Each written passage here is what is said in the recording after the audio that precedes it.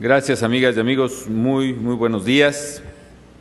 Señor licenciado Juan Sabines Guerrero, gobernador del estado de Chiapas. Doctor Marco Antonio Adame Castillo, gobernador del estado de Morelos. Muy especialmente quiero darle la bienvenida a el primer acto que tenemos público al doctor Fernando Toranzo Fernández, gobernador del estado de San Luis Potosí. Le deseo el mejor de los éxitos en su gestión, doctor, al frente de los potosinos. Saludo también al doctor Magdi Martínez Solimán, representante residente del Programa de Naciones Unidas para el Desarrollo, al doctor Francisco Rodríguez Caballero, director de investigaciones del Informe sobre Desarrollo Humano del Programa de Naciones Unidas para el Desarrollo, al doctor Camde Yunquela, director general de la Organización de las Naciones Unidas para el Desarrollo Industrial, bienvenido, a los distinguidos integrantes del cuerpo diplomático acreditado en México. Agradezco mucho la presencia de embajadoras, de embajadores acreditados en nuestro país, a las y los representantes de organismos internacionales en México, muy apreciadas, muy apreciados académicos del país y vinculados con los temas de desarrollo, a las legisladoras y los legisladores presentes, a todos ustedes, amigas y amigos, muy buenos días. Primero, quiero agradecer a las Naciones Unidas, pues esta enorme distinción, doctor. Es una distinción para México que la Organización de las Naciones Unidas haya decidido presentar en nuestro país el Informe sobre Desarrollo Humano 2009. Tengo entendido para América Latina, son las notas que yo tengo, pero me acaba de aclarar el doctor Martínez que en realidad es una presentación, es una primicia al mundo, el Informe de Desarrollo Humano, bueno, desde luego muy enfocado por el área de quienes lo elaboran, pero a nuestro continente, pero es importante descubrir en el informe que he recibido hace un momento, pues la escala de países que son evaluados por las Naciones Unidas para el desarrollo y que mide precisamente cómo evoluciona cada país. Quizá no estemos todos familiarizados con el tema del desarrollo humano, pero simplemente explico que conforme a ciertos indicadores se toma una medida en la cual en el tema de salud, por ejemplo, un indicador medular es la esperanza de vida. Si la esperanza de vida en un país aumenta el índice de desarrollo humano para ese país. Otro indicador importante en lo económico es, por ejemplo, el ingreso per cápita. Si el ingreso per cápita aumenta en ese país, aumenta el indicador de desarrollo humano. La escolaridad misma, el promedio, o el analfabetismo, por ejemplo, son indicadores relativos a educación que aumentan o disminuyen el desarrollo humano. Hecha esta aclaración, reitero lo que han dicho mis predecesores en el uso de la palabra, que el índice de desarrollo humano agrupa todos los ámbitos y es una manera de medir a los países. Es una manera en la cual las naciones somos evaluadas precisamente a partir del grado de evolución de distintas variables en una sociedad. Ahora bien, como ya se explicaba también por ellos, el índice de desarrollo humano va fundamentalmente de 0 a 1, entendiendo que quien tiene el indicador número 1, el casi imposible, digamos, es quien tiene pues prácticamente un nivel de desarrollo humano completo. Y quiero decir que en el caso de algunos países nórdicos, me explicaba el doctor, creo que es el caso de Noruega, el índice de desarrollo humano ya es 0.9, es decir, o 0.90 y tantos, yo creo, en los decimales debe ser incluso más elevado. Claro, un país que tiene plenamente satisfecha su demanda educativa, de salud, que tiene indicadores de bienestar bien altos y por supuesto tiene niveles de recaudación también superiores a más del 45% de su Producto Interno Bruto. Comparado con otros países, en el caso de México, de que la recaudación no petrolera apenas rebasa el 10% del PIB. En fin, yo quiero reconocer la labor del Programa de Naciones Unidas para el Desarrollo. ¿Por qué? Porque es una muestra palpable y muy valiosa del trabajo de la ONU en todo el mundo. Es por esa razón que México comparte el interés en temas muy de Naciones Unidas y de su programa para el desarrollo, como es El combate a la pobreza, por supuesto, la equidad de género, que es un indicador muy poderoso en el indicador de desarrollo humano, el cambio climático o bien el fortalecimiento institucional, el fortalecimiento democrático de los países. Sobre todo comparto, amigas y amigos, la convicción de que el desarrollo humano es la base más firme para que todos los habitantes puedan alcanzar una vida de bienestar y de progreso. Quiero señalar además que el Plan Nacional de Desarrollo de mi gobierno precisamente se basa en el desarrollo humano sustentable. Esa es la guía, esos son los principios que inspiran el desarrollo humano sustentable y los principales indicadores de desarrollo humano están incluso vinculados a las metas del milenio, también impulsadas por las Naciones Unidas, en su compromiso con el desarrollo humano. Celebro que este informe, al igual de cada uno de los informes o anuales o bianuales que ha hecho las Naciones Unidas, se enfoquen a un tema en lo particular.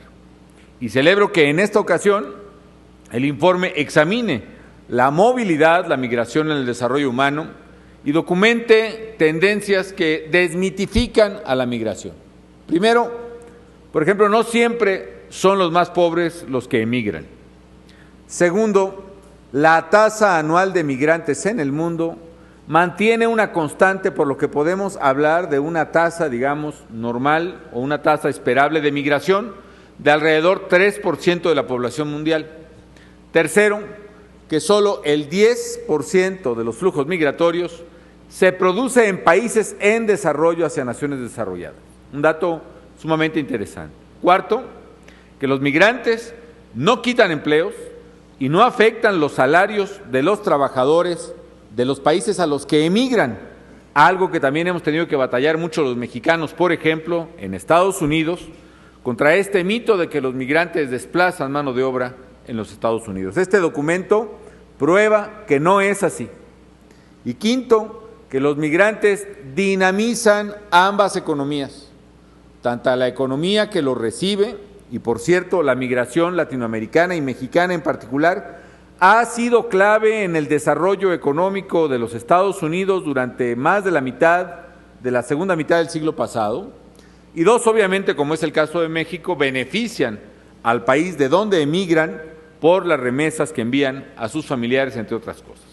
El estudio, pues, concluye que la movilidad beneficia a ambas naciones. Y más importante, amigas y amigos, señala que de reducirse las barreras que frenan la movilidad de las personas, de darse un trato digno a quienes migran, se pueden obtener grandes frutos del desarrollo. Es decir, la integración económica, que es pieza esencial de una economía global a nivel internacional, no puede darse sin una movilidad laboral plena. Y ahí me parece que tiene que enfocarse precisamente el esfuerzo de las naciones. Por eso, México concuerda con las recomendaciones aquí contenidas para flexibilizar las vías de entrada entre los países y facilitar la migración de los trabajadores. Lo queremos para los trabajadores mexicanos que van hacia Estados Unidos y también debemos hacerlo para trabajadores migratorios que vienen especialmente de Centroamérica hacia nuestro país. Y nuestro objetivo es que la frontera sur se convierta, amigas y amigos, por muy difícil que ello parezca por el grado de atraso que hoy tiene, se convierta verdaderamente en una frontera de oportunidades. Los mexicanos sabemos que los migrantes toman la decisión más difícil de su vida, que es la de dejar a su tierra, a sus seres queridos, a sus amigos, en busca de oportunidades de superación. Son personas con sueños y con aspiraciones que merecen todo nuestro respeto. Y por eso hemos avanzado y debemos avanzar más precisamente en la defensa de los derechos humanos de los migrantes. En esto, por ejemplo, hemos primero tomado medidas para garantizar que quienes ingresan sin documentos a nuestro territorio sean tratados con dignidad por la autoridad. Y tenemos que exigirlo a nuestros oficiales migratorios y de aduanas y policíacos, y lo estamos haciendo. Y tenemos que enfrentar el trato inhumano vejatorio que ahora sufren los migrantes precisamente a manos de los criminales que comercializan precisamente los flujos ilegales en nuestro país y en otros países. Segundo, Hemos modernizado y simplificado trámites para entregar permisos de visita y permisos de trabajo a extranjeros que lo solicitan en la frontera sur, es decir, el trabajador centroamericano, guatemalteco, beliceño, hondureño, puede venir a México precisamente a realizar trabajos en el sureste del país. Tercero, hemos reforzado las medidas para prevenir los abusos de los funcionarios de migración, como lo he dicho antes, desarticular redes muy arraigadas y muy viejas de corrupción y persiguiendo penalmente las irregularidades reportadas.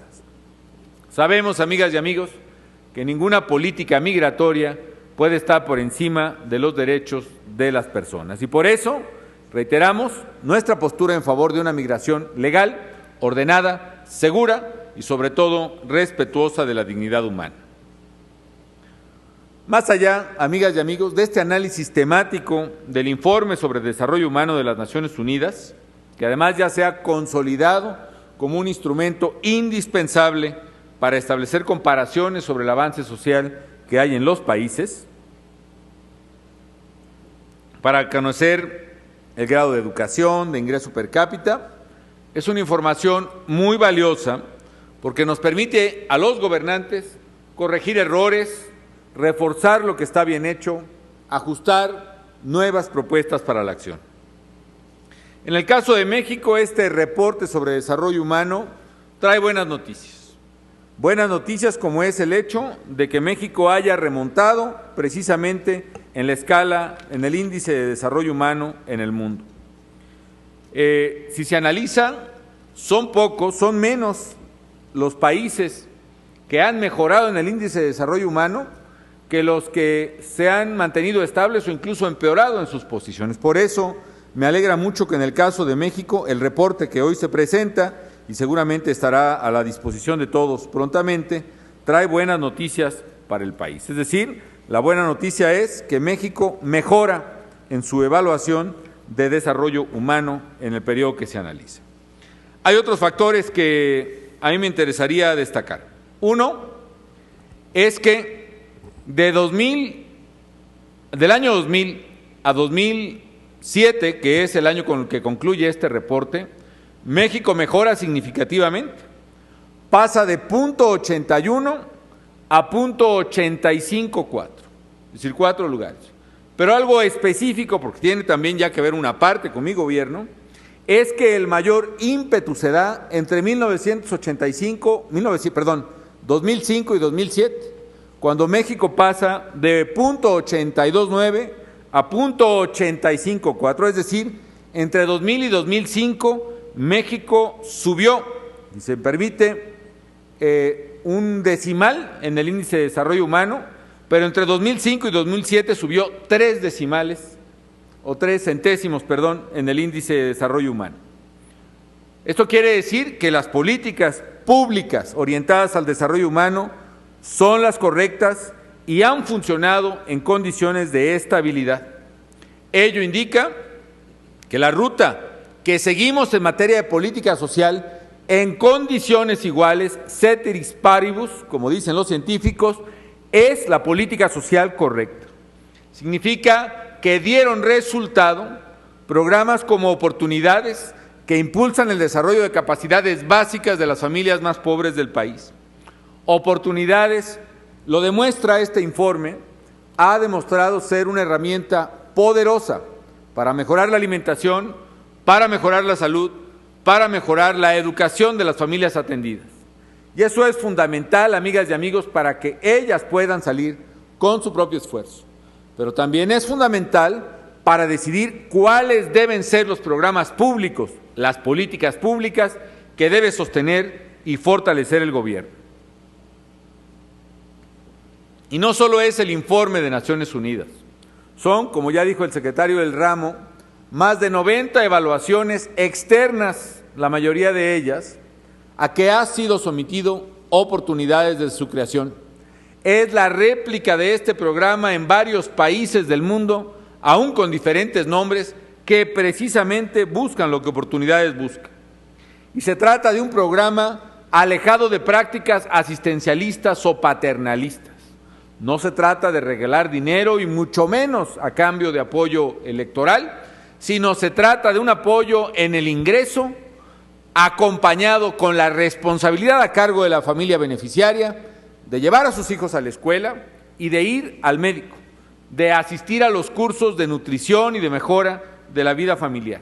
Es decir, acompañar un programa de ingreso y de transferencia directa condicionado a la puesta en práctica de actividades que cambian estructuralmente la composición de la pobreza, como es la educación y la salud.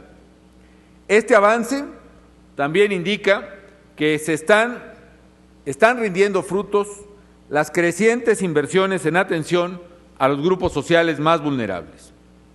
Ha rendido frutos en la ampliación de la cobertura de salud, por ejemplo.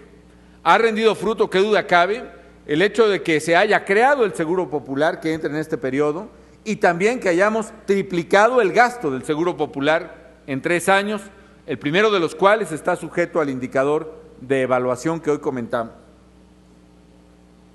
Claramente la reducción en México, por ejemplo, de la mortalidad materno-infantil, la reducción de los índices de pobreza registrados en esos años, y ahora me voy a referir enfáticamente a ese tema, demuestran que en condiciones estables, en condiciones usuales, los programas han funcionado, han mejorado el indicador de desarrollo humano en el país y son los programas correctos. Ahora bien, cabe destacar, amigas y amigos, que este ascenso que tiene México en el indicador de desarrollo humano, por un lado se logró a pesar de tasas de crecimiento muy bajos que se tuvieron en el país. Por eso, por una parte, es vital alcanzar los acuerdos estructurales necesarios para que la economía crezca y vaya más rápido, para que la economía siga de acuerdo con las agendas que he propuesto para discusión el 2 de septiembre, siga haciendo cambios medulares para que el crecimiento económico también incida en el crecimiento del desarrollo humano. Y segundo, amigas y amigos, también hay que decirlo, que este informe concluye en el 2007. E insisto en ello porque posterior ya parte en el 2007, pero sobre todo en 2008 y este 2009 se presentaron 2 crisis medulares que afectaron sustancialmente a la población más pobre en México y en el mundo. Es de esperarse, por desgracia, que la crisis alimentaria que llevó los precios de los llamados commodities, de las materias primas, los precios, sí, del petróleo, pero también los precios del maíz y del trigo y del arroz y del frijol, de los alimentos y del aceite de cocina, lo básico para la gente, es previsible que ese aumento haya traído un aumento de la pobreza. Y así fue en México. Y el cálculo es además elemental. Si calculamos que la gente que vive en pobreza extrema destina por lo menos el 50% de su gasto en alimentos, y en esos años los alimentos aumentaron 20% de precio, quiere decir que la incidencia en la pobreza extrema fue de 10% en términos absolutos. Quiere decir que aumentó la pobreza extrema en el mundo y aumentó en nuestro país también. Como yo comentaba hace unos días, y aquí refrendó el secretario Cordero, pasó de 14 millones a más de 19 millones de personas las que viven, casi 20, en pobreza extrema. ¿Eso qué significa, amigas y amigos?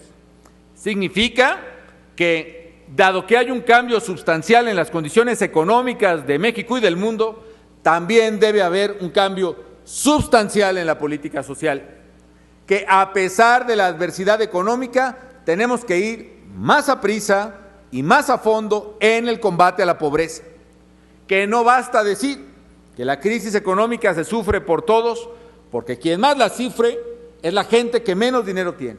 Y por la misma razón, todos, absolutamente todos, y particularmente quienes tenemos mayores capacidades de ingreso, mayores privilegios, mayores posibilidades económicas, todos y especialmente quien más tiene, tenemos la obligación de aportar y aportar más para la gente que menos tiene. Hoy la crisis económica no debe hacernos retroceder en nuestra meta de combatir y erradicar la pobreza extrema. Hoy la crisis económica y alimentaria no deben hacernos retroceder en el terreno ganado y reflejado en el Informe de Desarrollo Humano de Naciones Unidas por parte de nuestro país. Es decir, debemos evitar a toda costa que los mexicanos que lograron elevar sus niveles de bienestar, que lograron reducir sus niveles de pobreza, vuelvan otra vez a la situación de pobreza extrema en que vivían. Por eso, amigas y amigos, insisto, la propuesta económica que he enviado al Congreso de la Unión se hace cargo de la realidad que está viviendo México. ¿Y cuál es esa realidad, amigas y amigos? Primero, que sí, tenemos una reducción, y una reducción drástica en los ingresos públicos. Si hay una reducción en la sociedad, también lo hay en el gobierno, porque las empresas contribuyen menos, porque tienen menos utilidades y pagan menos impuestos. Y por esa razón México perdió de 2008 a 2009 casi 170,000 millones de pesos de ingreso. Pero no ha sido lo único, ni ha sido lo más grave. Lo más grave ha sido la caída en la producción petrolera de México, que de 2008 a 2009 se redujo en 215,000 barriles diarios de petróleo. Combinado a la caída de los precios del petróleo, eso significa que los mexicanos perdimos en ingresos públicos más de 300,000 millones de pesos en un año. Es decir, 3 veces más de lo que se recaudaría con la reforma fiscal cualquiera que se hubiese propuesto. ¿Y qué es lo que hace el paquete que he propuesto al Congreso de la Unión? Hacerse cargo de esa realidad en sus dos vertientes. Se hace cargo de la caída de ingresos y en consecuencia buscamos más ingresos, buscamos cortar severamente el gasto del gobierno. Nunca en México se había propuesto la desaparición de 3 secretarías de Estado al mismo tiempo.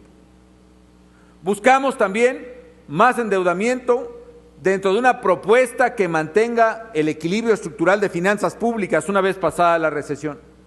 Pero también buscamos más ingreso. Es decir, a la vez que estamos corrigiendo las finanzas públicas hasta donde se puede hacerlo, también estamos proponiendo más gasto para combatir la pobreza.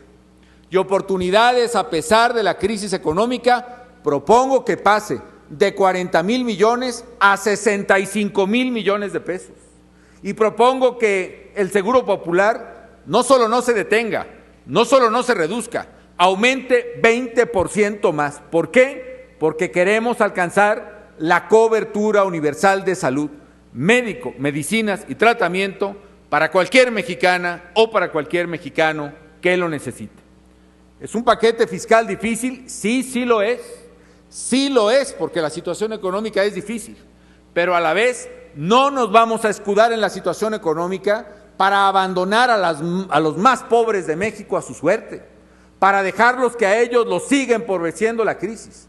Estoy pidiéndole a todos los mexicanos un esfuerzo entre todos para evitar que 33 millones de mexicanos sigan siendo afectados en sus niveles de pobreza. Estoy pidiéndole un esfuerzo a los mexicanos para aumentar el gasto social enfocado específicamente a combatir la pobreza. No lo estoy pidiendo para programas que no sirven. Lo pido para un programa que las Naciones Unidas y más de 90 instituciones han probado y demostrado que es un programa que sí reduce la pobreza, que en este informe se observa que la pobreza se redujo de 2000 a 2007 en la vigencia de ese programa, que México aumentó en el índice de desarrollo humano por esa y otras razones. Lo que propongo es que en lugar de 5 millones de familias, hoy sean 6,800,000 familias las que reciban oportunidades o cuando menos el componente alimentario de oportunidades. Estoy proponiendo que familias que hoy no tienen nada y que están entre las más pobres de México, aquí en Chimalhuacán o en Ecatepec o en Valle de Chalco, o en cualquier suburbio de Chiapas o de Oaxaca o de Tabasco o de San Luis Potosí en la Huasteca, esas familias reciban por lo menos en promedio 900 pesos al mes. Y estoy proponiendo que se aumente el Seguro Popular para que la gente que no tiene médico lo tenga. Y eso implica un mayor esfuerzo de todos, sí. Y lo tenemos que hacer porque han cambiado las condiciones económicas y porque este gobierno no va a dejar abandonados a los pobres a su suerte por causa de la situación económica mundial, porque es un esfuerzo de solidaridad, de estricta justicia al que estamos convocando. Amigas y amigos, lo que queremos hacer es precisamente seguir mejorando el índice de desarrollo humano del país. Y queremos hacerlo a través de los instrumentos de política pública que sí han funcionado, como ha funcionado el Seguro Popular y como ha funcionado el programa de oportunidades. Enfrentar la crisis de finanzas públicas, pero también y sobre todo enfrentar el riesgo de que aumente la pobreza. Eso es lo que estoy proponiendo. Y estoy proponiendo a las sabiendas de que no es fácil. No, nos gustaría mucho, por supuesto, pero no se puede pensar que se pueden aumentar los gastos públicos cuando estamos viendo una drástica reducción en los ingresos. Y no se puede y no se vale decir, no haya más ingresos públicos, que no haya más recaudación, pero a mí sí denme más presupuesto para mi estado o para mi programa. No se puede, señores. Tenemos que hacer la ecuación completa. Necesitamos, sí, mantener el gasto e incrementarlo en los programas claves, pero a la vez necesitamos compensar la drástica caída en los ingresos públicos que hemos registrado. Sé que se puede, amigas y amigos, sé que es difícil, pero se puede. Si ya hemos logrado, y lo demuestra el informe de desarrollo humano, superar la pobreza y elevar la condición de millones de gentes, no debemos permitir que la crisis económica y la crisis alimentaria que ha vivido no solo México, el mundo entero, afecte a la población más vulnerable del país. Señoras y señores, yo quiero agradecer una vez más al Programa de Naciones Unidas para el Desarrollo el privilegio, la enorme deferencia que le ha dado a México de presentar hoy aquí este informe que se lanza por primera vez a nivel mundial.